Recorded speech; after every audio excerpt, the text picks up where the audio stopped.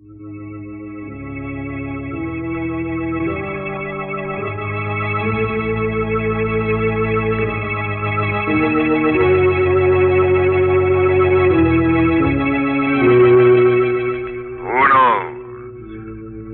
what evil lurks in the hearts of men? The shadow knows.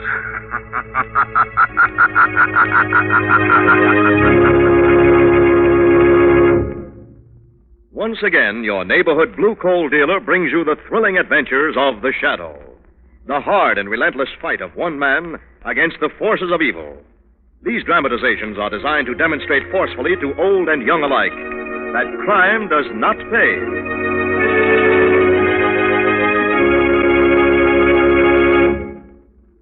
One of the lessons learned this past winter is that there is no real substitute for hard coal, America's finest, most reliable home heating fuel.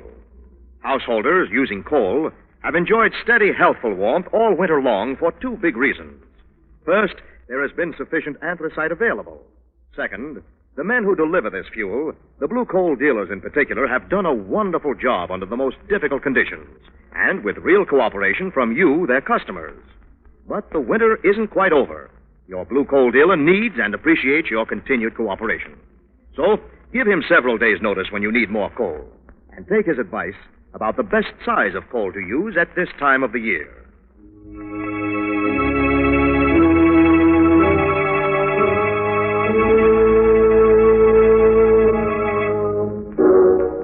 The Shadow, who aids the forces of law and order, is in reality Lamont Cranston, wealthy young man about town.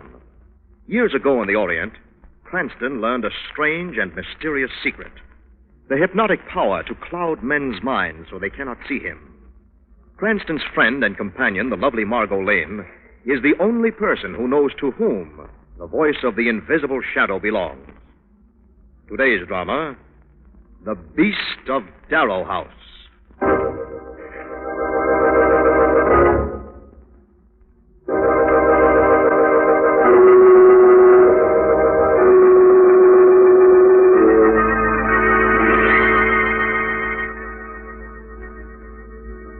It began on a night of sweeping rain and shattering thunder 30 years ago. That night, death was coming for old Thaddeus Darrow, and that eccentric gentleman sat waiting for it by candlelight. His hand clutched a heavy black-thorned cane, and at his feet lay the only creature he had ever trusted, Rufus, the savage and massive elkhound.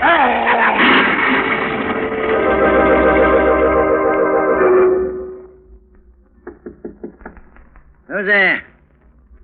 Who's knocking? It's Smithers, sir. Come in.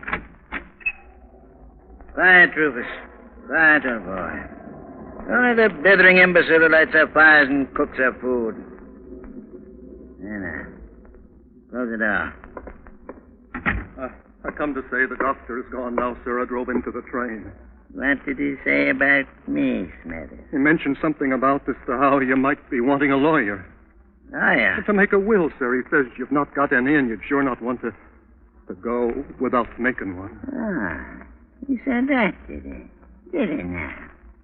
That is wrong. He says... Who cares what he says? But I say that counts.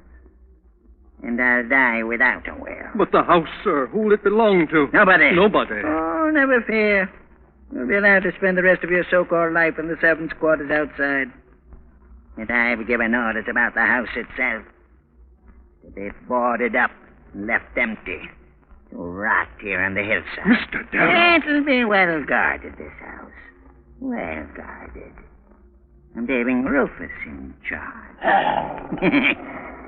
You'll stand watch while this house rots away, won't you, old boy? Until it's only a creaking skeleton across the face of the moon. And all who dare set foot on these premises will find death. Sudden death. In the jaws of the beast of Darrow House. Mr. Darrow! Mr. Darrow!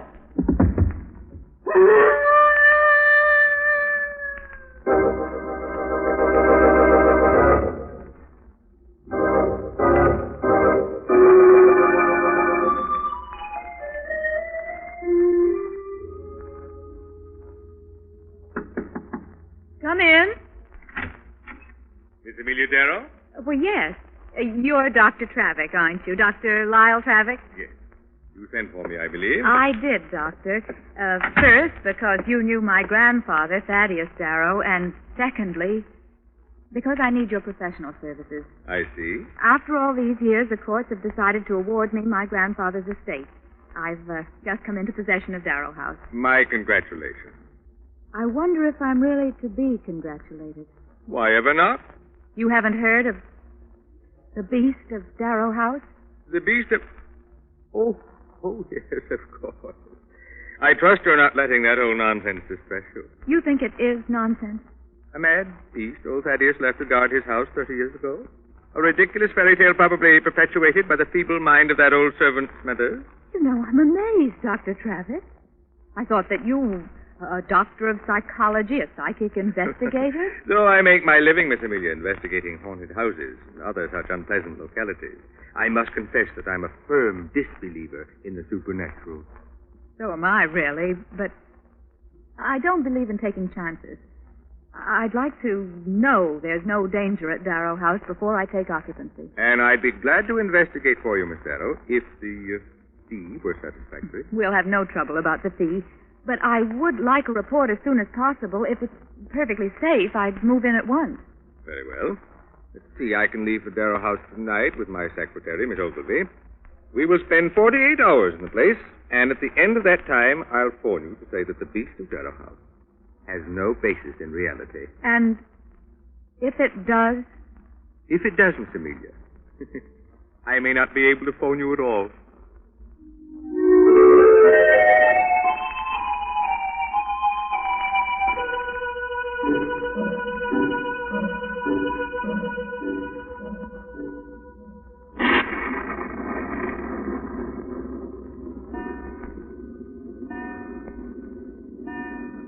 There it is, Dr. Travick. Just 11 o'clock. Good, Miss Ogilvy. Our vigil has ended. We've been here exactly 48 hours. And no sign of the beast with the red eyes and the slavering jaws. Not a single snarl. Well, you could call Miss Darrow now and give her the all clear. I've already done it. You have? Why should the poor woman wait any longer? I phoned her 2 hours ago. And she's coming out? She should be arriving at the railroad station in the village any moment. What's that? Only Smithers, I believe. Smithers? Yes, sir. Miss Amelia is on her way to Darrow House. Oh, you haven't told her it was all right to come, have you, sir? Why, yes. Oh, you shouldn't have, sir. It isn't all right at all, at all. Yes, we know. There is a beast, Mum. I've seen him. Him. Don't worry about it, old man. I'm taking full responsibility. All you have to do is get the station wagon and drive Miss Ogilvy down to meet the train. All right, sir. Be it as you say. But the sin's on your own head. You got to believe me, Mum. The beast is real. He's real, Mum. Don't be a fool, Smithers. That dog of old Darrow's has been dead these 30 years. Dead he may be, but he walks. I've seen him, and it'll be an ugly death for anybody who tries to live in this house, I tell you. He hasn't bothered you, I notice, Smithers. Oh, he won't bother me. Mr. Thaddeus said I could stay in the servants' quarters. And he hasn't bothered Dr. Travick and me. Give him time, Mum. Give him time. Smithers, I'm sure you really believe you've seen the beast, but you haven't. And I don't have the time to stand here and argue with you. Open the door, will you, please? Yes, Mum. As you say, Mum. Now, we'll have to hurry down to the station to meet Miss Darrow. What was that? Mum. Oh, Mum, it's him. Dr. Travick. Dr. Travick!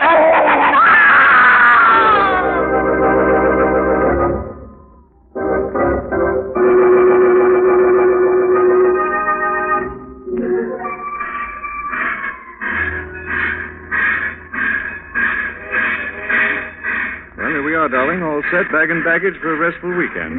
Looks as if it'd be restful, all right. Not a soul at the station but us. Now, this is a very big station. Are they coming through to meet us? Well, Bill said if he or Jane couldn't get away, they'd leave the station wagon down here for us. We could drive up. There's no one out here on the platform. Oh, there it is. The only car in the parking lot. You wait here with the luggage, Margo. I'll bring the car around. Hurry, darling. I'm freezing. I beg your pardon. I couldn't help overhearing what you said about a station wagon. Station wagon? I was waiting inside. I came up on an earlier train. There was supposed to be someone here from Darrow House to meet me. I'm Amelia Darrow. Oh, I'm Margo Lane. How do you do? How do you do? I was wondering if you could give me a lift. Darrow House is only a few miles up the road. We'd be glad to. I hope I'm not imposing. No, not at all. Better get your luggage, Miss Darrow. Mr. Cranston's bringing the car around now.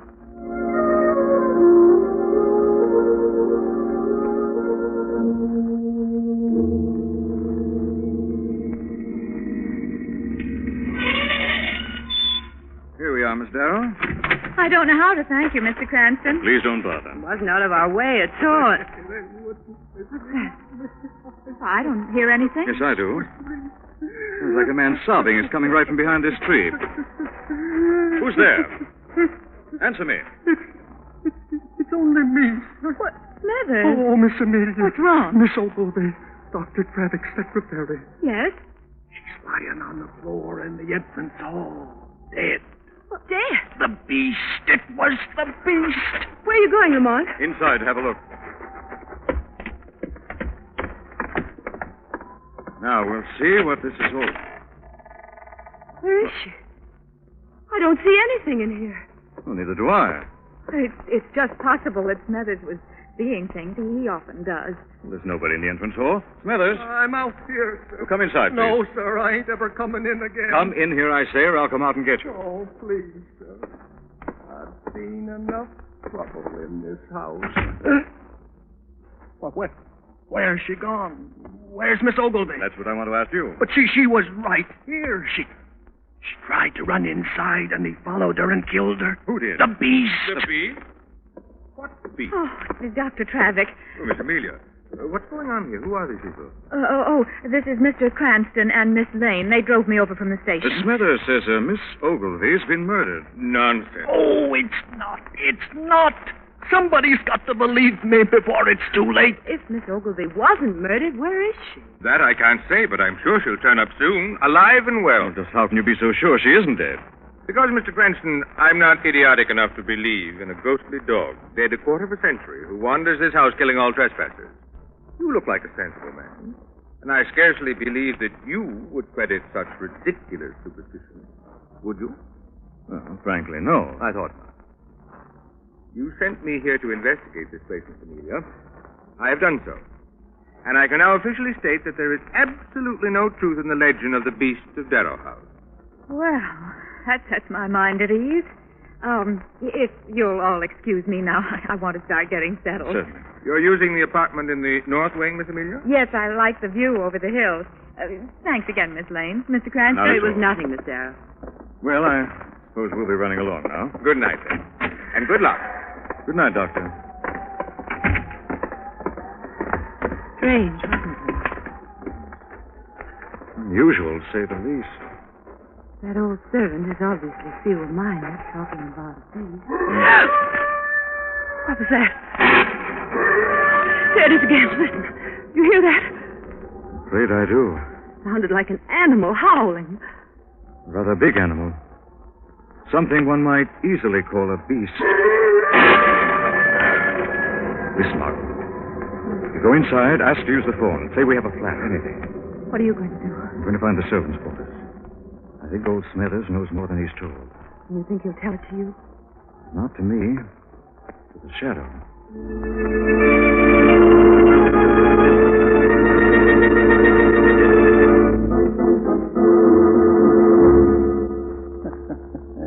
Won't believe me, huh? Think I'm a fool, don't they?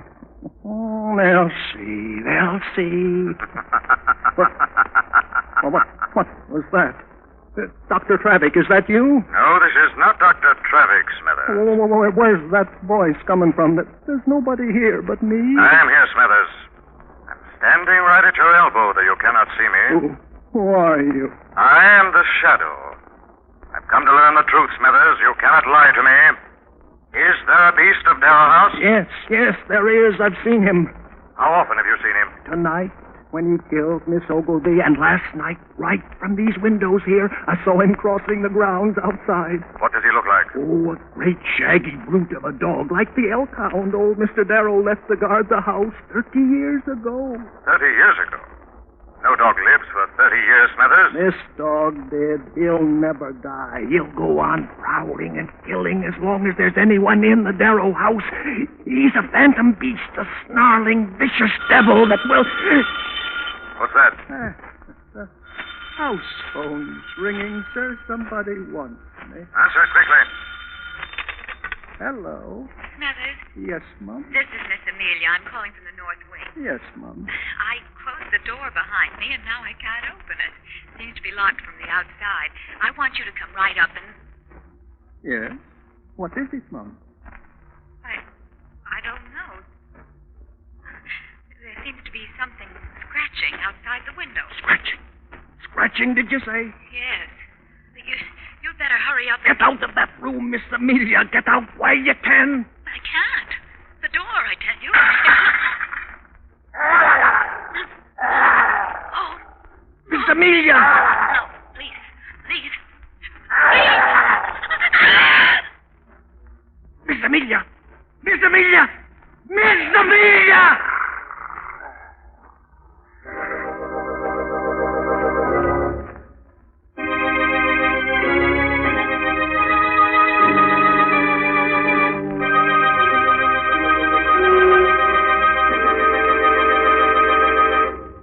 We'll return to the shadow in just a minute.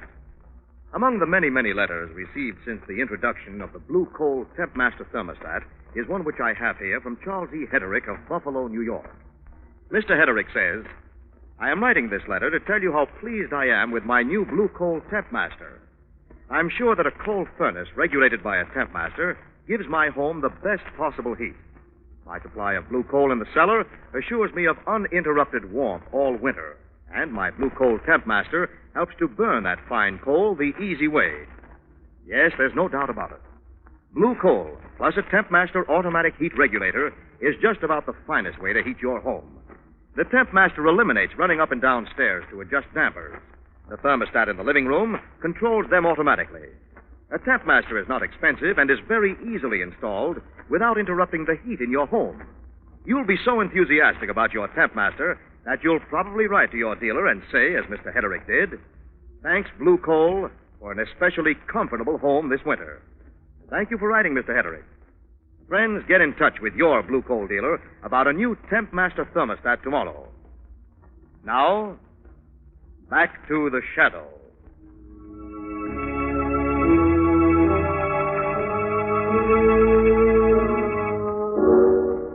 Smithers, the aged butler of Darrow House, was on the phone to Miss Amelia in the North Wing when suddenly he heard the snarl of the beast and a strangled scream. Then silence. A few moments later, as Lamont and Margo and Smithers pounded on the door to Miss Amelia's room. Miss Amelia! Miss Amelia! Lamont, why doesn't she answer? Strong possibility she can't, Margo. Oh, heaven preserve Stand us. back, Smithers. What are you going to do, Break sir? this door in. Oh, don't, sir. Oh, don't. The beast. He's You'll have inside. to meet him sooner or later, Smithers. Miss Amelia! Miss...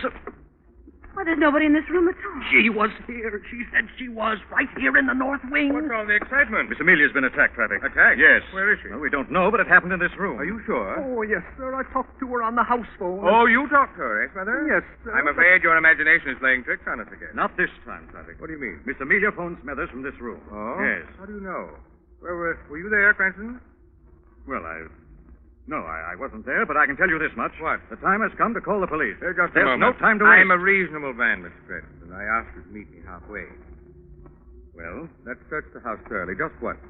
And if we don't find Miss Amelia and Miss Fogarty, I'll contact the authorities myself. All right, it's a deal. Where are you going, Lamont? I'll search through the attic, starting with this story. Good. Smithers and I will take the lower part of the house. Wait here, Margo. Don't leave this room till I get back. Right, Lamont. Come along, Smithers. Not me, sir. Smithers? Thaddeus Darrow didn't want nobody searching this house, and I ain't taking no chances. Why was that, Smithers? What, Miss Lane? Why was Mr. Thaddeus so concerned that nobody should search this house? I ain't sure, Mum, but I think it was because of his money. His money? Yes, sir. You knew him, sir. You knew how bad he hated people. Well? The night he died, he told me nobody was going to get his money and that he'd taken care to see nobody ever would. What did he mean by that, I Smithers? can't swear, Mum, but if you ask me, I think it's buried somewhere inside Darrow House. You think it's still here? Yes, Mum, and the beast is still here to protect it. Rubbish. I tell you, I saw him last night. Listen. It sounds as if it were coming from the cellar. It's him. It's the beast. Impossible. There is something in that cellar, Dr. Travis. I'll investigate, Miss Lane. Stay here with the ladies, Smithers. It may be the beast, you know, Doctor. I'm aware of that possibility, Miss Lane. But in my business, death is an occupational hazard.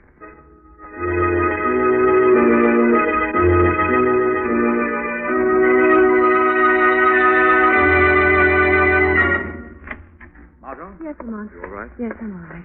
You find Miss Amelia and Miss Ogilvy? No sign of them everywhere. I've been all over the house. Oh, sir, you ought to call the police like you said. I've already tried, Smithers. Well? There's no answer. I'm afraid the phone lines have been cut. Cut? Yes, darling. Smithers, Yes, sir. have an errand for you. Yes, My sir. car's outside in the drive. Take it and get over to the village. You want me to get the police? Yes, and don't waste any precious time doing it. Oh, I won't, sir. Smithers. Who's that? Dr. Trevik, where are you going? To the village, sir, to get the police. That isn't necessary. Why don't you phone them? The phone, sir? Oh, no, I can't. The lines have been cut. Nonsense. The phone in the den is working. The den? Yes. Right inside, Smithers. Oh, no, sir. I wouldn't dare go in there. Don't be a fool. Oh, Dr. Travis, Mr. Thaddeus died in that room, sir. I haven't been in it in 30 years. Not for $1 million would I go in there alone. Would you be afraid if I went in with you? Well, no, I guess I wouldn't, sir. Excellent. After you, Smithers. Yes, sir. Dr. Travis! Dr. Travis! Why did you lock the door? Dr. Travis! Dr. Travis!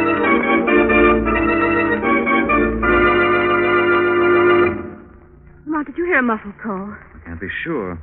The walls of this house are so thick they drown out thunder. I do know this, Margo. What? I haven't heard Smithers start my car on the drive. I'm afraid the time has come for me to do a little investigating. Stay right where you are. But you may need help.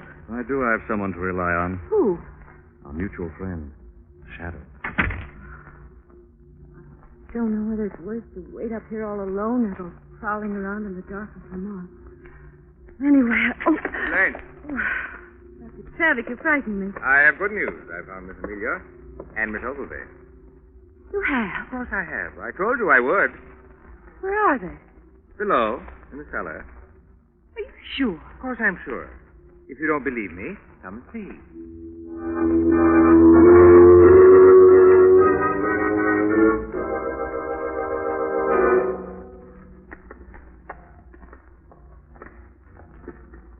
Here we are, Miss Lane.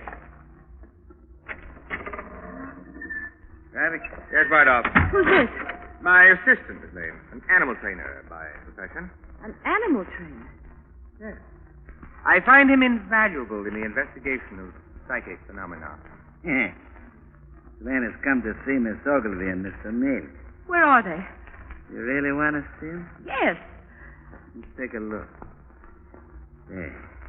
In the cold bin. In the coal bin. Ah! I told you I'd found him, Miss Lane. Let me out of here. Let me out. What's that? That, Miss Lane, is the beast of Darrow House, or a reasonable facsimile. There he stands in his cage. Timberwolf, hired for me by Bardolph to play the part of spectral hound of old Thaddeus Darrow. Lamont! Lamont! Stop it, Bardolph. There you. Let me go. Let me go. Grab her, Bardolph, grab her. Now there. Tie her to that post. There we are. Very well. Proceed. I let him off with the chain? Yes. One moment. Yeah. Will our lives be safe if you let him loose? Oh, sure. Huh. He's been trained to the sound of my voice. All I have to do is speak to him, and he's gentle as a lamb, sir. All right. Quick, get it over with. You've been very curious about the beast, Miss Lane. You should be grateful for this opportunity to meet him in person. Very well, Bardolph. Unclip the chain. All right. There. I don't get this at all. He's just sitting in the door without moving. Oh, what's the matter? I don't know. The hair on his back is standing up straight. Like he was scared to death or something. Something in this room. But there's no one here but us. What are you laughing at, Bardolph? Me? I'm not laughing. I thought you was. No, Bardolph. No, Traffic, you are both wrong. It is I. The Shadow. But I can't see nobody. Your beast is aware of my presence, however. The I'm afraid he's too terrified to do your dirty work for you. The game appears to be over, Bardolph. It wasn't my game. Traffic here dragged me into this. Quite true, Bardolph. It was Traffic who knew that the old man had buried his money in his house. And it was Traffic who has been digging systematically for it for years. How do you know this? When Amelia Darrow was awarded this house, Traffic, you plotted with Bardolph to create a real beast of Darrow House to keep her away from your treasure hunting. Yeah, you're right, Shadow. If you let me go, I'll stand up in court and say you're right. I can't let you go, Bardolph. You can make things easier for yourself. How? By cutting Miss Lane's bonds and freeing her at once. Yes, sir. Just as you say, sir. And when she's free, Shadow, then can I go free? I'm afraid not, under the circumstances. Otherwise, is it going to be different, huh? How different? Such as my having this knife blade pressed against her throat. Very convenient to use. You don't let me and Traffic out of here. Good work, Bardolph. Good work, man. What do you say, Shadow? All I can say is drop that knife. Drop it. None of your life. Drop it. What is this? Drop it.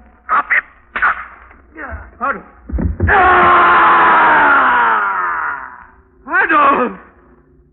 Afraid you'll have to find a new assistant, Traffic.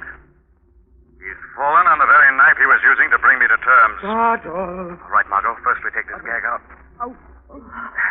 Thank heavens you've come. Now the bonds. There we are. Let's get out of here. Let's get out. Please, Shadow. Here we are. Shadow. What's the matter? Door is jammed. Door is jammed. Will you let me out, please? Will you let me out, please? Will you? No. Help me. Help! Speak to me. Speak to the dog. Speak to him. Bardolph, speak to him. Speak to him!